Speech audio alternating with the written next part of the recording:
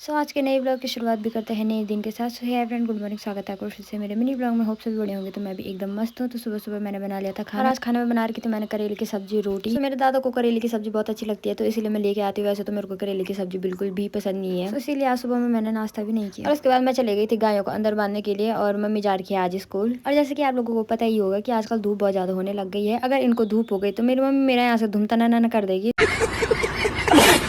तो जल्दी से मैंने काली गाय बांधी, उसके बाद लाल गाय बांधी, उसके बाद मैंने बोर्ड बांधा। ये हमारा बोर्ड है, किसी को भी चाहिए होगा तो मैं फ्री में दे रही हूँ, तो मेरे को इसमें कमेंट करना जिसको भी चाहिए होगा। सो उसके बाद मैंने पिलाया गायों को पानी। डब्बे में पानी खत्म हो गया था, उसके बाद मैं चले गई थी फिर से पानी लेने के लिए। तो जैसे मैं पानी भर के लाई, तो सबसे पहले मैंने पिलाया लाल गाय को, क्योंकि ये बहुत ज्यादा पानी पीती है। इसके अलावा और ज्यादा कोई पानी पीता नहीं है।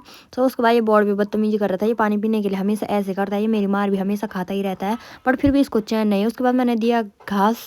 तो उसके बाद मैं आ गई थी घर आने के कुछ टाइम बाद मम्मी भी स्कूल से घर आ गई थी, क्योंकि आजकल सुबह की स्कूल लग रही है, तो दिन में जल्दी छुट्टी हो जा रही है। और अभी मैं कर रही हूँ दिन के खाने की तैयारी, क्योंकि मम्मी को भी भूख लग गई होगी स्कूल के आने के बाद। तो आज मैंने गैस ही में खाना बनाया, क्योंकि हमें नीचे जाना है। आज हमारे घर के नीचे वाले घर में है नामकरण। तो मैं और मेरी मम्मी भी पहुंच गए थे नामकरण में। तो इसका नाम आ रखा है बलरॉ से। तो आप लोग कमेंट में करना कि इसका नाम हम क्या रख सकते हैं।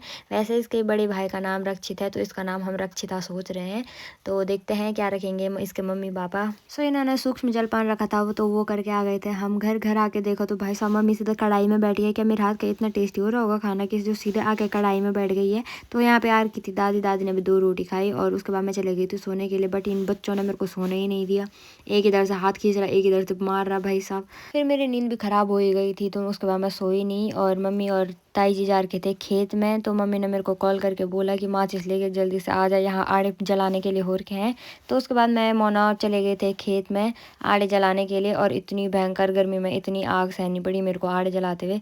आजकल पहाड़ों में वैसे तो अक्सर सब जगह यही चल रहा होगा। तो मम्मी और ताई जी तो काट रहे हैं गायों के लिए घास। और देखो असली खतरों के खिलाड़ी तो इन्हें बोलते हैं, जो बिना किसी सपोर्ट के किसी भी पेड़ में इतने ऊपर इतनी ऊंचाई पे चले जाए। तो उसके बाद हम आ गए थे घूमने के लिए। घूमने के लिए ऐसे नहीं कहीं तैयार हो गया, ऐसे कहीं बाहर जा रहे हम घूमने के लिए। हम बस खेतों में जाते हैं घूमने के लिए, और कहीं नहीं जा सकते हम थोड़ा ना बाहर रहते हैं जो हम मॉलों में जाएंगे घूमने के लिए।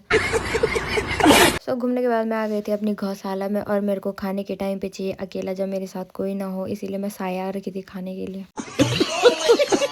सो उसके बाद मैं आ गई थी घर, क्योंकि रात भी हो ही गई है और अभी रात के खाने की तैयारी भी करनी है। तो इस व्लॉग को मैं यहीं पे करती हूँ and. Thank you for watching guys.